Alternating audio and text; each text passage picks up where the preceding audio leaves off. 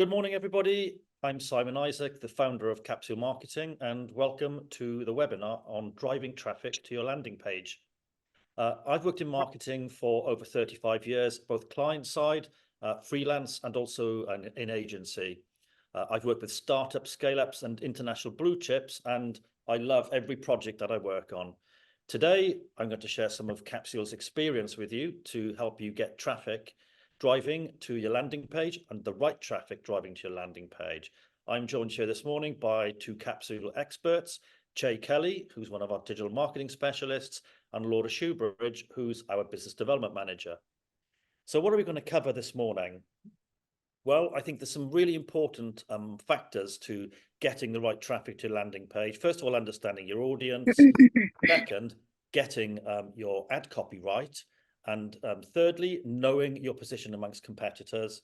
Then some of the other things we'll cover are how to leverage the right platforms for your traffic, but also how to implement targeted traffic strategies as well. And we've got a Q&A at the end. So if you have any questions, what I'll ask you to do is pop them into the chat here. And Laura is here enably taking those questions down, and we'll pitch them to myself and Che at the end of the session.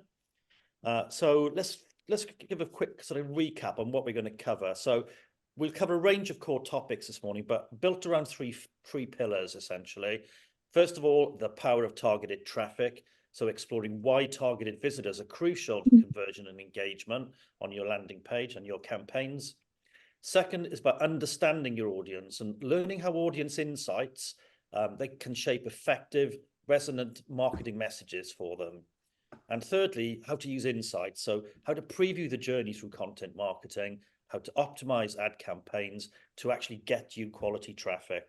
So let's pitch straight in. So let's go first of all into understanding your audience. And as with all great marketing, it all starts with your audience, identifying your ideal customer through focused research into demographics, interests, and behaviors, and yet then using tools like Google Analytics to leverage insights, social media to leverage insights, all complemented by surveys and customer feedback. What sort of a result will you get? Precisely crafted buying personas, guiding you through marketing efforts for maximum impact and engagement. So what do we do about when it comes to understanding the audience? So point number one is about defining your ideal customer profile. And that involves a thorough analysis of potential customers' characteristics, their preferences, their needs, and this forms a foundational blueprint for you for all of your marketing efforts. Secondly, it's about conducting audience research, demographics, interests, pain points, behavior patterns. Now, you can build on these insights with regards to demographics and interests and pain points and behavioral patterns. That enables you to understand and connect more closely with your audience and more effectively. Here's an example of how I build out these pain points matrix for campaign and ad development. So you can see I've got gain creators at the top there, pain relievers and pain points, and then gains and expectations of the audience. So this is like a real life example of how we actually do things at Capsule. So you can see here you've got this is basically targeting teachers. You can see the sort of things, what are the pain points of the teachers, build in your pain relievers, and what are the gain creators for them as well, and then your gains and expectations. These sort of things really help you get your targeting right. And you can build some complex models like this, or you can keep it quite simple. The next thing for me, number three, is utilizing tools like Google Analytics, social media insights, surveys, and customer feedback. Now, leveraging analytical tools like these, along with surveys, can actually give you a really deep data-driven understanding of your audience and their behaviors and preferences as well. Things they click on, what do they look at, what do they read, what advertising is served to them. And from that insight, you can actually craft really strong buying personas to guide your targeting strategies. So what do they look like? So here again are some targeted audience personas. So crafting detail personas based on your research can act as practical, semi-fictional representations of your ideal customer. And that helps you guide and refine your targeting strategies for better engagement and conversion as well. And you can see some of the things we sort of pick out in here. So, You've got your primary audience here, you've got your secondary audience and your tertiary audiences, what their interests are, what the persona of that person is as well. So for me, this is a way to really bring to life your targeting strategies. The next thing I think is crucial is about crafting relevant ad copy. Now, transform your ad copy into a powerful tool by aligning it with your audience's needs and preferences, and you get a really, really strong strategic approach to your targeted advertising. Emphasize your unique value proposition. That helps you stand out, but also use language that speaks directly to the pain points and desires I've just shown you of your audience. And that helps you build a much deeper connection with your target audience. And then you can enhance effectiveness through A/B testing of ad variations, fine-tuning your message for optimal performance and impact. So let's look at that in a bit more detail. Well, first of all, it's really important to align ad copy with audience needs and preferences. By ensuring your ad copy aligns with them is crucial to create meaningful connections and drive engagement, ultimately leading to higher conversion rates of your campaign. And then it's about highlighting the unique value proposition of your business or your product. So here's an example of how we build that up here at Capsule. Your ad copy should prominently highlight your unique value proposition, differentiating your product or service in the market, clearly articulating why it's the best choice for your target audience. So what you see here is, you can see we've got our primary message at the top of the tree here. And then this is for a campaign that we've run for a group of science organizations. So we've picked out 3 key messaging pillars here. You can see innovation and science, connectivity and partnerships, scale and opportunity. And then underneath, you've got all of these opportunities to build out your ad copy. This is a really simple plan. You can draw this in any way you want, but it's a great way to build out your messaging. So using language that resonates with your audience is really important. As I said, the pain points and desires. So employ language in your ad copy that directly addresses and resonates with them. And again, going back to those pain points and desires, creates a more personalized and compelling message for the audience. And that fosters deeper connection. And then obviously, for me, A/B testing ad variations is the key to making sure you really see what works and actually works a lot harder for you. And based on that campaign I just showed you for the science organizations, here's a couple of A/B examples. So implementing these ad differentiations and variations, this determines and helps you eliminate the ads that don't work, but actually it also identifies the elements that resonate best with your audience, allowing you to refine and optimize the ad performance and maximize effectiveness and return on investment. And again, here's some really good tips for you about getting that ad copy right. You've got your headline primary message here, and you just saw those pillars over here in the previous slide. Reasons to believe, what's the relevancy of the message? Really crucial, what's the call to action? Where's that going to sit in your ads? But also, where's it going to sit in your landing page as well? And then you've got your sign off at the bottom. So you can test variations like these, and actually that then helps you build up a much stronger picture of what works for your audience. The next thing for me is knowing your position among competitors. Deep dive into competitor strategies to understand what drives their success. Identifying market gaps and unique opportunities for differentiation are strong things to implement when you're developing your targeted strategies. Now, identify gaps, emphasize your unique selling proposition and your competitive advantage, and that actually distinguishes your brand from them. Craft messages that highlight what sets your offering apart and actually gives you a definitive edge in the marketplace. So let's have a little deeper dive into that, but knowing your competitors. First of all, analyzing your competitor strategies, observing and learning from your competitors can provide really valuable insights. What sort of things do you look for? So examine their marketing messages. What platforms are they using? How are customers engaging with them? So, what are people posting or saying in response to their advertising? And, what are their pricing strategies as well? Learning from their successes helps you identify what's working for them, which can be a really strong indicator of where you can differentiate. Is it their messaging? Is it their targeting, or perhaps their customer service? Adapt to market trends really is crucial. Be aware of emerging trends that your competitors are tapping into. This is an example of some competitor analysis. This is just like a summary for presentation to a housing client, but really we sort of identify how they describe themselves and then what we like about what they do. So for me, understanding those sort of points of differentiation can help you craft yours and make them more targeted. There's also some really good tools like SEMrush, the software which actually allows you to audit competitors, also allows you to benchmark your website traffic against competitors as well. We use that a lot with our clients, so you know where you stand in the market.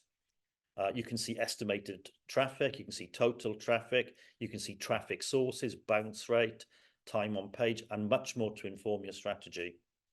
This really, really works in combination with looking at the sort of aesthetics of websites, how they're talking about themselves, and how people are engaging with them. Put those things together, and what you get is a very strong idea of what their proposition is and what you need to do to be different. So highlighting from that, you can actually highlight your unique selling points, emphasize what makes you different, what competitive advantage you have in the market, and you can clearly communicate that to your audience. Why your offering is superior and different from others is crucial. And then you can tailor your messaging to audience segments. So what does that actually mean? What sets you apart? How do you craft your messages?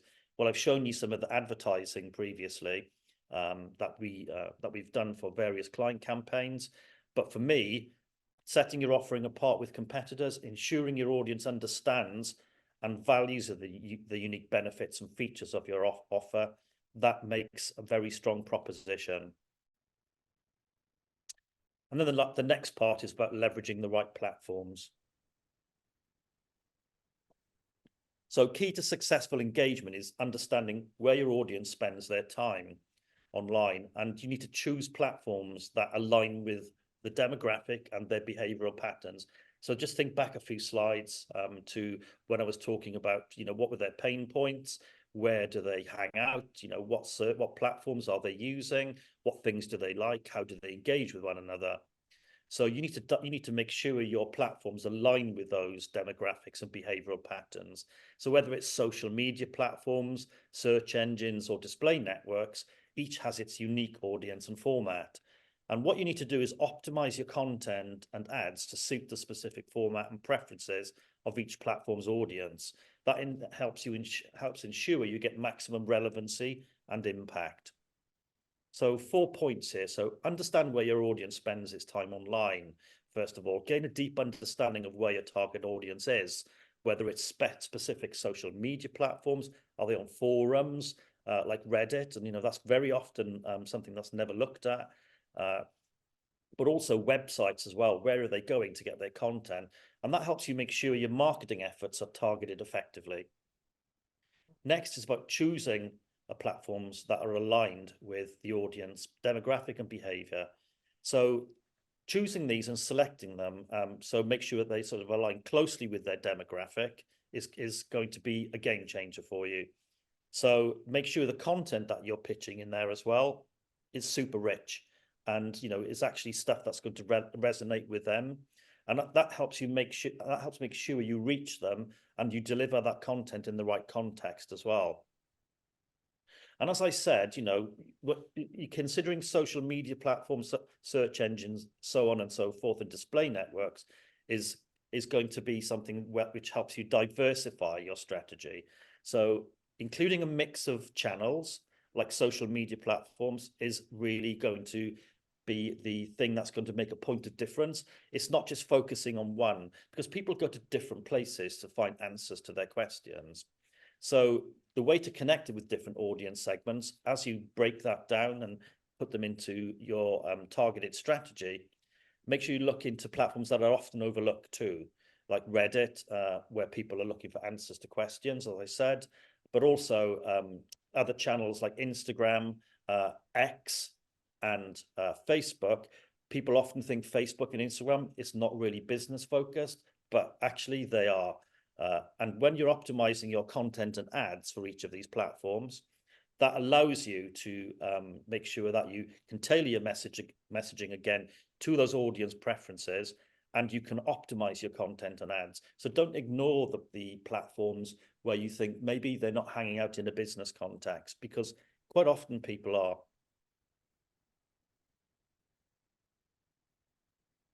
And then it's about implementing targeted traffic strategies. So maximizing the potential of your campaigns by utilizing precision targeting options.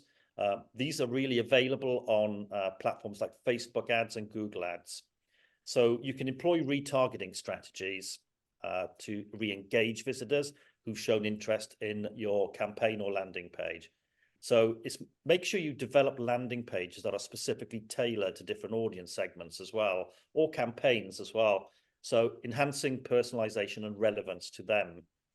Continuously monitoring and analyzing key metrics helps you refine and perfect targeting strategies for optimal results. So as I said, platforms like Facebook and Google Ads give you really targeted, really strong targeting options, and you can leverage those things very quickly. If you use those techniques and utilize retargeting to re-engage visitors, that gives you a lot more relevance and an ability to tailor messaging to them. You can see some examples of how we've done that. I showed you the science project, the science campaign strategy earlier, the messaging strategy. Here you can see how we've sort of built that out into retargeted advertising that we then served across platforms like Facebook and Google. This helps keep your brand, your campaign, or your service front of mind with people. So retargeting is is often the hidden gem within marketing, I think, particularly in digital. And people don't really understand how that works, or why am I being served ads? But ultimately, people get so many messages each day in their inbox or on their screens. You've got to be front of mind, even if they're not ready to buy or not ready to take action. Serving these ads acts as a way to reinforce your message to them and keeps it at front of mind. And then it's about creating the right landing pages to tailor to specific audiences. So I can give you some insight into how we do this. Obviously, we're talking about driving the traffic to the landing page, but really as well, making sure your landing pages are looking sharp is critical. So you can see here, this is one for the project I've been showing you for plant science. Can you see some of the things we've got here? We've got really strong calls to action. You can see them here. You can see them here. Strong message up the top. You can see that message sort of picks up from where we were here. So there's a consistency of message right through all the advertising, crucial. And then you can see that we've specifically tailored this to that audience segment. So we've looked at all the pain points previously of what this audience needs, built up these profiles of people, and then we're able to deliver the campaign objectives to them, making sure that we've got really personalized, relevant content for visitors to actually come in and actually consume on the site. And that can help really boost your conversion rates in campaigns. And then finally, it's all about monitoring and analyzing metrics to define your strategies. And I think, continuously monitoring and analyzing what's happening with campaigns gives you strong insight into effectiveness of your targeting. And that enables you to make more data-driven adjustments to your campaign and actually refine to improve results. So before we take the questions from everyone, and I've got Che here to answer any technical questions that you might have, let's recap the pivotal role of targeted traffic in elevating your landing page success. The journey doesn't end with the strategy implementation. What it really needs is, and it demands, continuous monitoring and adaptation for you to stay ahead in the marketplace. I encourage each of you to apply some of the tactics we've discussed today, closely monitoring results. But remember, the most effective strategies are those that evolve with your audience and the digital landscape. And we've got a free downloadable guide which goes into a lot more detail and gives you some very, very good tips in terms of how you can implement these strategies yourselves. Laura will reach out after the webinar with a link so you can download that guide. But for now, thank you. And I'll hand over to Laura to give us some of the questions. Thank you very much, Simon. So we have one question here. How often would you suggest carrying out audience segmentation? That's a good question. Well, I think audience segmentation sort of starts very, very early on in your campaign, and very early, you have to get that bit done at the start. But then if you're running a campaign for maybe 3 months, I'd probably say you wouldn't need to refine the segmentation then, Che. You'd probably continue it. Yeah, I think it also depends on how your audience change. So from like a Google Ads perspective, you might look at your performance and go, maybe I could split this out a bit further and refine it a bit further to improve quality scores or try and kind of refine my messaging to that audience. Got you. Okay, thank you. Great, thanks. That's for Evan. A couple have come in directly. So please could you explain what A/B testing is and why is this crucial for landing pages? Che, do you want to answer that one? So yeah, A/B testing, I think it's very important for landing pages as well as your ad copy as well. Basically, it's just giving users kind of 2 different landing pages. So Facebook, for example, or Google Ads will send half your traffic to one page and half the traffic to the other page. And then by doing that, you can kind of see how things perform. So for example, if page A gets 100 conversions and page B only gets 50 conversions, then you might say, okay, let's put all the traffic to page A because it's going to drive more conversions. Or if you're looking at engagement, you might go, okay, people spend a lot more time on landing page A. So that's where we want to send the traffic. And it just lets you test different things like headlines, call to actions, all those kind of things. And the same for the ads as well. So yeah, you can change your ad headline copy or the call to action in your ads and just see how that kind of works with your audience and see which drives more traffic. Thank you. I mean, A/B testing for me is such an interesting piece of marketing because, as Che said, it's changing headlines, changing copy. Even, we've found that images can make quite a big difference to how people react to ads as well. And that can be like a primary driver. So A/B testing is a really, really good way to make sure that you've got the right message for your audience. And as Che said, whichever one performs the best, that's the one you pitch your money at, really. Thanks, Laura. Great, thank you. We've got a question here from Chloe. How do you suggest sending out surveys? It's a really good question. We use Google surveys. They're really easy to construct, and you can introduce imagery, video content, questions, and there's pretty much a drag and drop system, and then you can either send them through campaigns. So you can serve them through Google Ads. You can put them through social media, or email as well if you're looking to do surveys with your existing clients. Yeah, another way is Hotjar as well. So the kind of visual tracking tool. They've got an option to kind of do surveys live on the page. So a little thing will pop up in the corner of the page, and it's a simple question with a tick box that the user can say, like for example, was this page helpful? Yes or no, and you kind of gather feedback that way as well. Chase just flagged up a really interesting piece of software that we use as well. Do you just want to explain what Hotjar does? Yeah, so Hotjar is kind of a visual tracking, visual analytics, and basically you can use it to record user sessions as they kind of using your site, so you can see kind of the user journeys people take and if there's any points of friction, or for example, where you can streamline things to kind of help people along that kind of conversion journey. But it also does heat maps and things like that, so you can see, okay, how far do people scroll down the page, and that's especially helpful for landing pages. So for example, you might go, okay, people don't scroll down to the bottom of the page, so I need to move my call to action up, or I need to kind of change the order of the information on the page to make sure that kind of the most important information is at the top and people see it, because we can see that people only look at kind of the top 50% of the page, for example. That's a good point, actually. Some of the I love using Hotjar demonstrations with clients for campaigns and adverts, because you can, particularly with the heat mapping functionality that Che talked about, you can see which call to action is the strongest, is where are people clicking on the website. And sometimes as well with some landing page designs we've seen that other people have done, people are trying to click on something thinking it's a button, but it's not. So you think, okay, so there's an opportunity to change the landing page design and make that a functional button, a functional working button or call to action. Great, thank you. Good question. Thanks, Chloe. We've got one in here from Brad. How do you handle bots? He says our analytics, predominantly email, but could be wider, spread wider, are untrustworthy because bots slash security systems, etc., seems to be such a problem. Any thoughts on that? So yeah, with email becomes a bit of a challenge.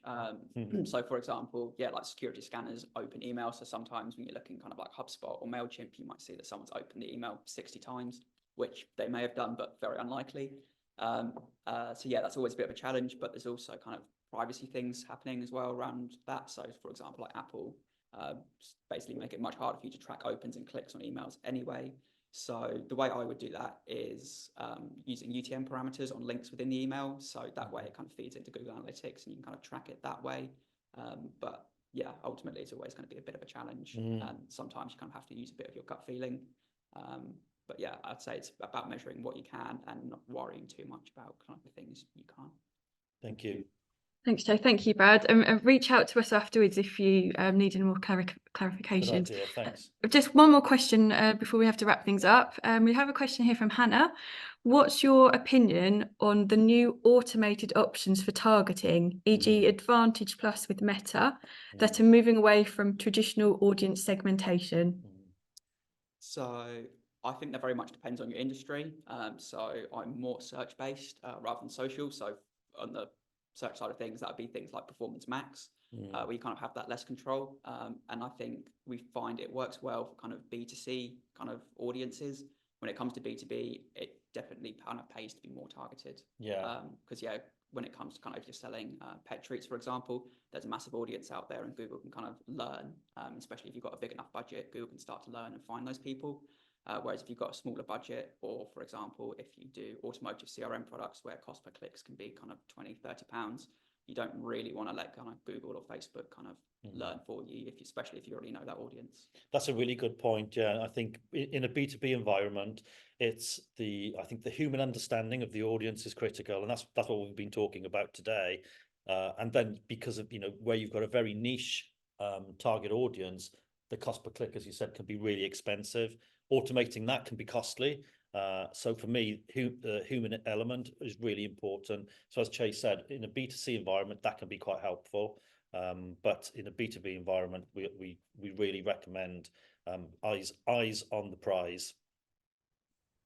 Thanks. That's all the questions for now. Thanks, Simon and Jay. Okay, well, again, thank you, everybody. We will share the downloadable guide with everyone who's joined today. We'll also be sharing a recording of the webinar. Thanks for joining us today, and we hope to see you all again soon.